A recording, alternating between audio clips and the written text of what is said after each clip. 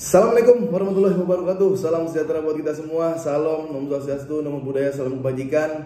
Balik lagi di channel YouTube Habib Syafi, pakar bola, mengomentari sepak bola dengan kebahagiaan. Sebahagia menonton CWC ya, partai atau event yang nggak penting itu ya, dan melihat permainan dari Paris Saint-Germain yang wah gila sih, ini Paris Saint-Germain gimana itu cara ngalahinnya ya, yang mengalahkan Real Madrid dengan skor 4-0. Bukan mengalahkan, mencabik-cabik Real Madrid dengan skor 4-0, mencincang-cincang, menguliti ya Real Madrid dengan skor 4-0 di final CWC, laga yang sangat penting itu. Nanti gua akan bahas fenomena Paris Saint-Germain di tangan Luis Enrique ya. Ini gila, kacau gila. Tapi sebelumnya gue akan ngasih tahu dulu, disclaimer dulu, kalau ada fans Madrid di sini, aduh kuat-kuat mental lah ya, karena gue bakal bahas beberapa poin tentang Real Madrid dan pembahasannya ini cenderung sensitif karena gue bakal mengulas taktikal. Tadi yang gue bilang fenomena Paris Saint-Germain yang nanti kalau lu dengar akan jadi fakta yang menyakitkan nanti, takutnya ya kalau buat fans sepak bola netral pasti senang-senang aja video ini. Cuma kalau buat fans Madrid kayaknya agak gimana gitu nanti kalau dengerin video ini. Oke, sebelum lebih lanjut jangan lupa dulu absen dari Indonesia dimanapun kalian berada, dari Sabang sampai Merauke, dari luar Indonesia, semoga semua dalam keadaan sehat walafiat. Yang lagi sakit diangkat penyakitnya, yang belum kerja segera mendapatkan pekerjaan, yang lagi kerja atau semakin meningkat karirnya, yang masih kuliah atau sekolah semoga diberikan nilai yang bagus dan diterima di universitas atau kantor yang kalian inginkan. Oke, absen dulu. Langsung aja, ini Paris Saint-Germain, gue hampir bingung nih memulai dari mana, tapi gue salut sama Paris Saint-Germain.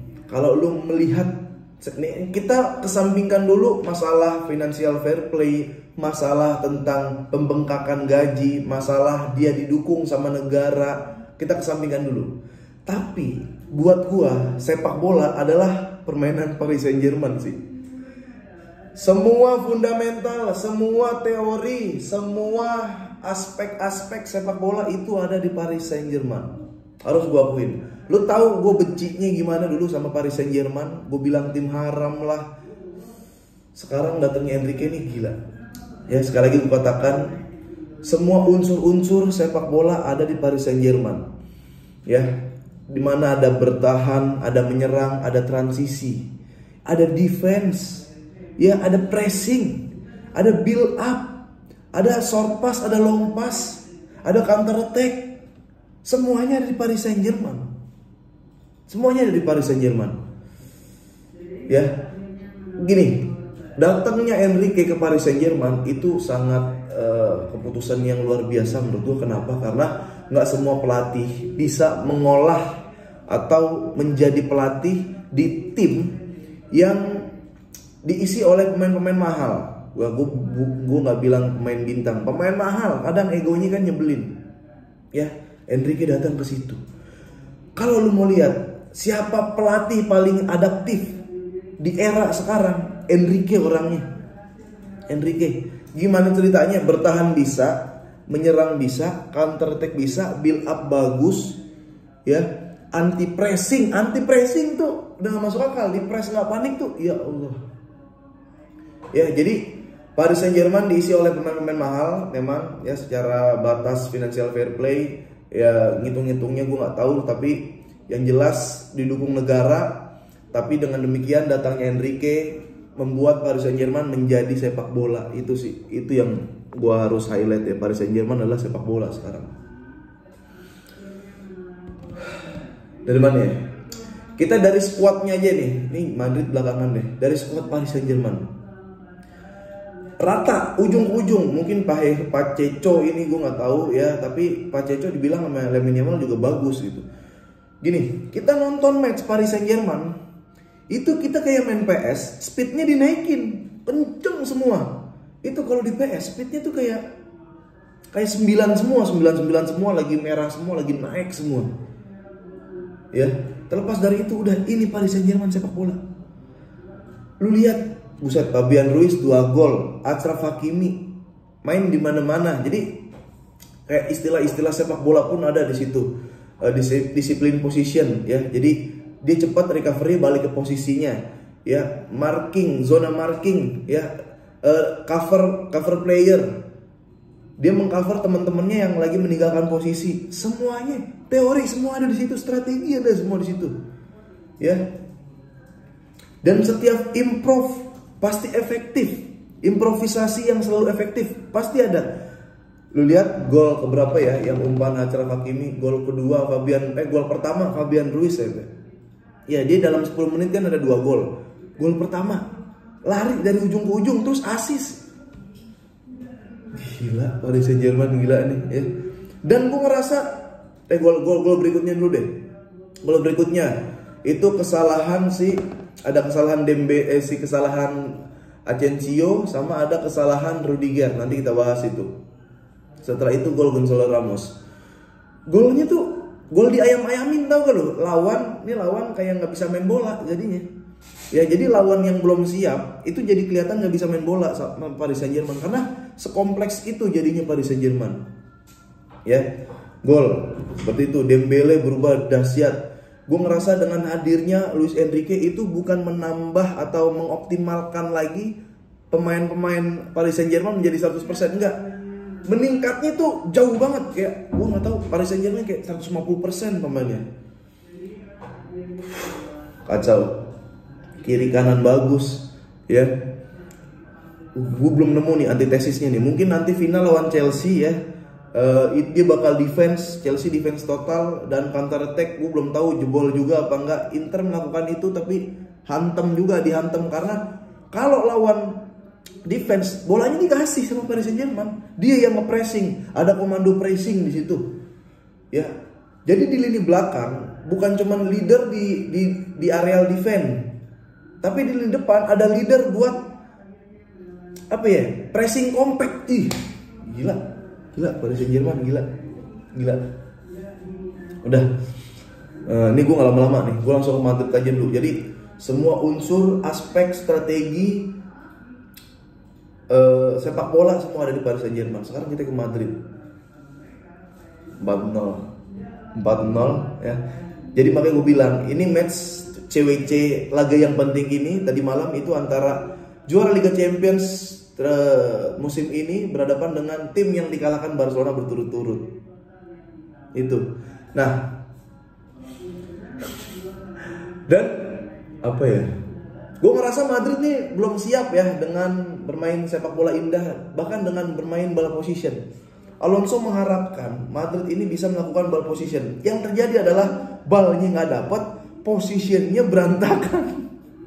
Ya, lu nggak usah sok-sok build up deh. Asensio tuh ada fans Madrid yang bilang nih nyebelin banget Asensio mainnya sama Rudiger. Emang dia back build up? Emang dia back tenang?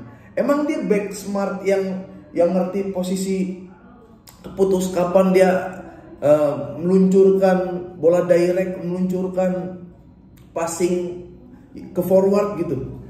Dia bukan begitu. Dia back yang tipenya adalah kalau bermain parkir bus dia cuma clearance. Gue berapa kali sih gue bilang ya, Raul Asensio tuh the next Ramos. Bro, sorry, Ramos galak ya. Gue sebel kalau ketemu Ramos, pemain favorit gue ketemu Ramos. Cuman dia jago. Bagaimana? Ya, Asensio galaknya doang, nggak jago. Masa lu jangan menghina Ramos lah, Sergio Ramos biar ke Madrid, dia kan Spanyol. Gue seneng juga sama Sergio Ramos. Cuma kalau Asensio sama Ramos, aduh, lu kelahiran tahun berapa gitu lu nggak nonton Ramos kali lu. Jonathan Woodgate, iya dia. Asensio tuh bukan back build up, bukan player yang anti pressing. Kalau di press nggak panik, bukan Kubarsi yang bisa memiliki pandangan banyak, opsi passingnya bagus-bagus. Dia tuh cuma galaknya Ramos doang. Ramosnya nggak masuk ke dia. Rudiger lagi.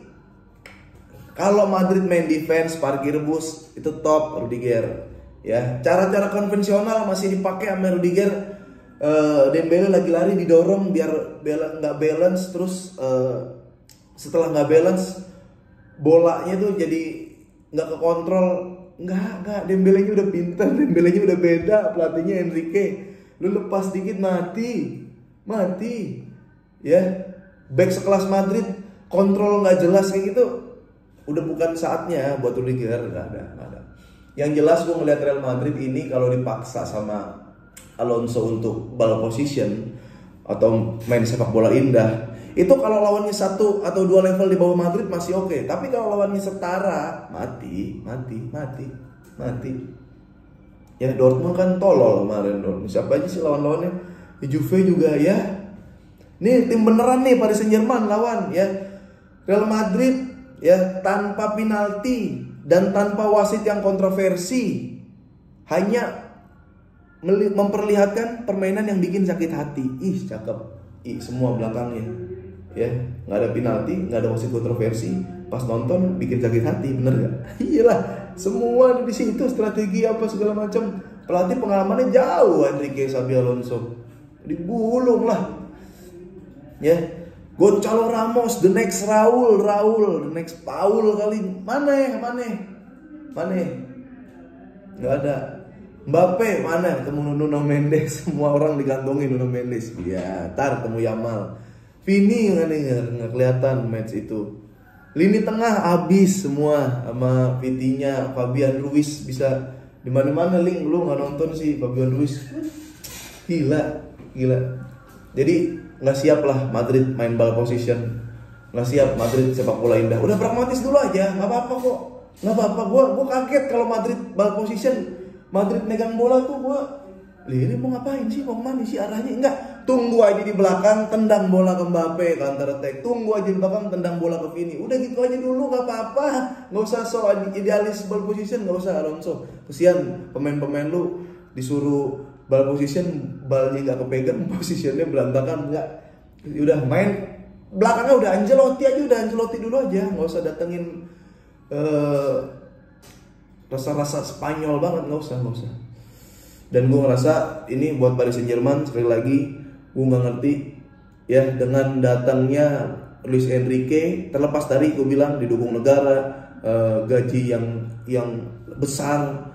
Terlepas dari itu, Enrique pelatih yang bisa menangani pemain-pemain mahal. Pemain mahal bisa jadi pemain bintang di tangan Luis Enrique.